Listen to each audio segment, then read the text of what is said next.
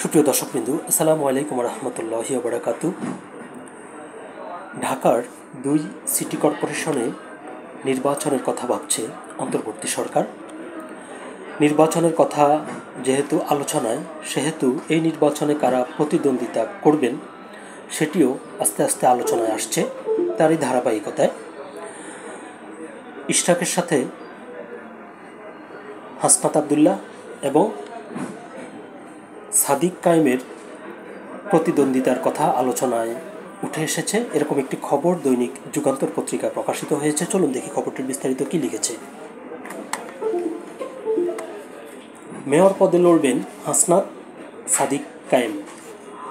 ঢাকার 2 সিটি কর্পোরেশনে নির্বাচন দেওয়ার কথা ভাবছে অন্তর্বর্তীকালীন সরকার।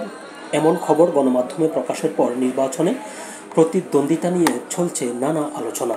দেশের অন্যতম গুরুত্বপূর্ণ এই 2 সিটি নির্বাচনে প্রতিদ্বন্দ্বিতা কারা করবেন এ নিয়ে চলছে নানা আলোচনা।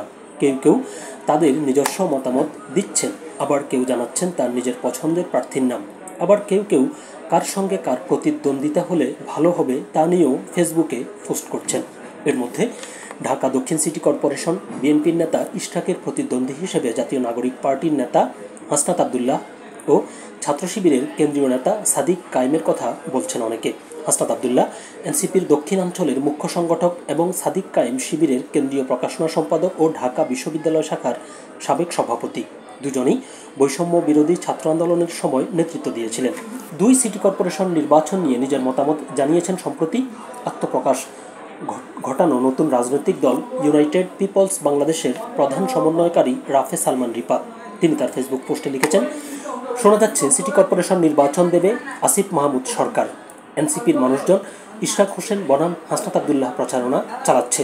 যদি নির্বাচন হয়, আমি ব্যক্তিগত আরেকটা অ্যাঙ্গেল দেই, ইশরাক হোসেন বনাম হাসনাত আবদুল্লাহ বনাম সাদিক কায়েম খেলা হবে। ইশরাক ও হাসনাতকে নিয়ে কথা বলেছেন এনসিপির যুব উইং জাতীয় যুবশক্তির আহ্বায়ক অ্যাডভোকেট তারিকুল ইসলাম। বৃহস্পতিবার ফেসবুকে দেওয়া এক স্ট্যাটাসে তিনি লিখেছেন, বিএনপি নেতা ইশরাক হোসেন গত 7 দিনে ঢাকা শহরে যে নাগরিক দুর্ভোগ সৃষ্টি করে রাজনৈতিক অপরিপক্কতা ও অপরিণামদর্শিতার পরিচয় দিয়েছেন, তাতে যদি সম্প্রতি ঢাকা দক্ষিণ সিটি কর্পোরেশন নির্বাচন হয় এবং সেখানে হাসনাত আবদুল্লাহ যদি প্রতিদ্বন্দ্বিতা করেন, তাহলে ইশরাক হোসেনের জামানত বাজেয়াপ্ত হতে পারে। তবে কি ঢাকার 2 সিটি নির্বাচনে মেয়র পদে লড়বেন হাসনাত আবদুল্লাহ ও সাদিক কায়েম? এই প্রশ্নের উত্তর এখনই না মিললেও সময়ই বলে দেবে। এদিকে বিএনপি নেতা ইশরাক হোসেনকে ডিএনসিসির মেয়র হিসেবে শপথ না পড়ানোর নির্দেশনা চেয়ে যে রিট আবেদন করা হয়েছিল তা খারিজ করে দিয়েছেন হাইকোর্ট। বৃহস্পতিবার বিচারপতি মোহাম্মদ আকরাম হোসেন চৌধুরী ও বিচারপতি দেবাশিস রায় চৌধুরীর হাইকোর্ট বেঞ্চ বলেছেন, রিট আবেদনটি শুনানির জন্য গ্রহণযোগ্য নয়। ফলে ইশরাকের শপথ নিতে আর বাধা নেই বলে জানিয়েছেন তার আইনজীবীরা। খবরটি ছিল এ পর্যন্তই। আল্লাহ হাফিজ।